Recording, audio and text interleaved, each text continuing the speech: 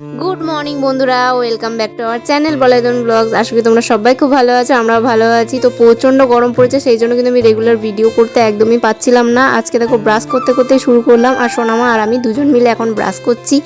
আর এই গরমে গাছে কিন্তু প্রচুর ফুল ফুটছে, চলো সেগুলোই তোমাদেরকে দেখাই। আর এই দেখো, এই লাল ফুলটা যে কতদিন পরে ফুটলো, আসলে গাছটা ছিটে দিয়েছিলাম, তারপর এই যে গরমে ফুল ফুটেছে। আর আজকে রান্না করব এই দেখো শিঙি মাছ।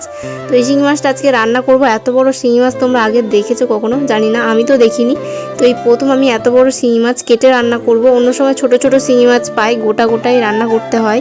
এই দেখো নুন দিয়ে প্রথমে মেরে নিচ্ছি। আর বাপরে বাপ, এত ছটফট করছে যে আমাকেই কাঁটানা মেরে দেয়, সেই জন্য চাপা দিয়ে দিলাম, চলো ওটা মরে যাক। আর এত ছটফট করছে, আমি তো ভয় পেয়ে গেছিলাম। চলো এদিকে ভাতটা বসিয়ে দিয়েছি।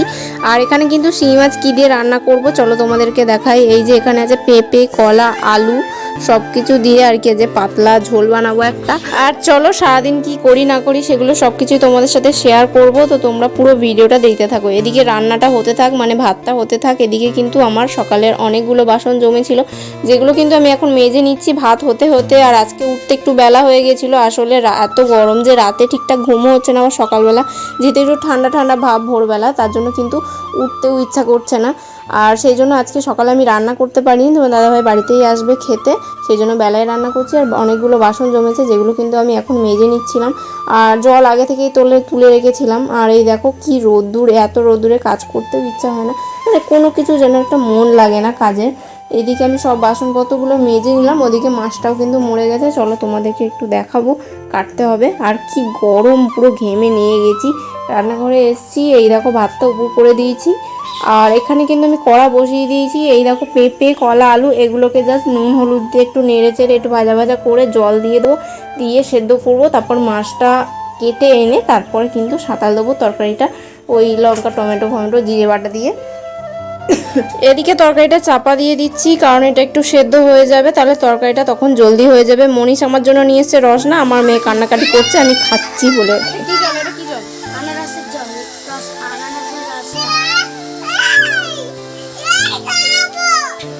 আমি খাচ্ছি বলে কি অবস্থা, চিনি দিতে হবে। চিনি ওই ভরে আছে কি আর বেরোবে, আনারসেরও রস না বেরোচ্ছে। যাই হোক, এবার চলে এসেছি মাছটা কাটতে। এদিকে মনীষকে বললাম ওদের বটিটা নিয়ে আসতে, কারণ আমাদের থেকে ওদের বটিতে একটু ধার বেশি, তার জন্য। এই দেখো মাছটা দেখে তো মনে হচ্ছে যে পুরো মরে গেছে, আদেও জানি না যে মরেছে কিনা। দেখো পুরো মরা গরুর মতন শুয়ে রয়েছে। এবার যদি কাঁটা মারে আমার কিছু করার নেই। আসলে মাছ দেখে আমার প্রচুর ভয় লাগে, সেটা তো তোমরা আগের ওই কই মাছের কাটার ভিডিওটা দেখেই বুঝতে পেরেছো।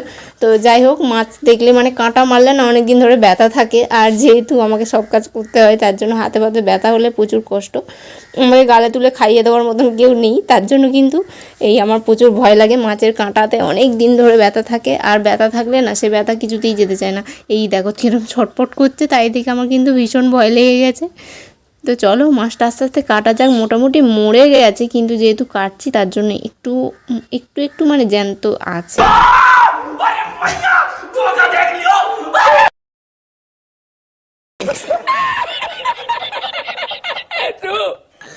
যাই হোক, এরপর কিন্তু সবাই মিলে মাছ কাটতে বসে গেছি জোর কদমে। আমার দুপাশে দুটো দেখো আমার চামচে রয়েছে, ওরা আমার হাতে হাতে কাজ করছে। একটা মাছ কাটতে 3 জন লেগেছি, ওরা আমাকে জল এনে দিচ্ছে।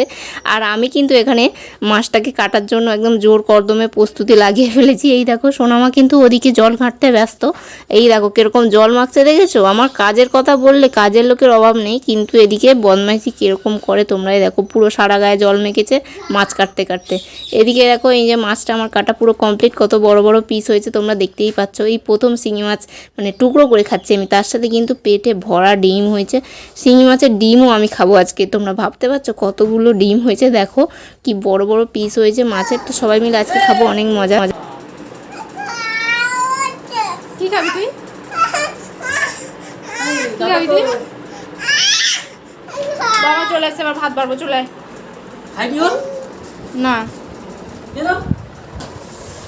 তো আজকের মেনু ছিল ভাত আর ছিল পেঁপে কলা আলু দিয়ে শিঙি মাছের পাতলা ঝোল, যেটা কিন্তু আমি আজকে রান্না করেছিলাম। তো কিন্তু দারুণ হয়েছিল। এই দেখো মাছের তরকারিটা তোমাদেরকে দেখাচ্ছিলাম। আর শিঙি মাছটা দিয়েছিল আমার দিদা, জামাষষ্ঠীতে গিয়েছিলাম হচ্ছে ও বাড়িতে, মানে মামার বাড়িতে গিয়েছিলাম, তো দিদা দিয়েছিল। আর সেই মাছটা দেখো আজকে রান্না করলাম, কত সুন্দর হয়েছে রান্নাটা। আর যেহেতু গরম তাই এটা সেটা রান্না করে খাওয়ার জন্য ইচ্ছাই হচ্ছে না। সবার মুখে কত হাসি, তার সাথে সোনামা আর মনীষও আজকে স্পেশাল আমাদের বাড়িতে খাচ্ছে। দেখো এই যে শিঙি মাছ হয়েছে সেই আনন্দে। কি খাচ্ছ মা তুমি? বলো শিং মাছ। সেই স্বাদ বলো। শিঙি মাছের আবার ডিমও হয়েছে আমাদের।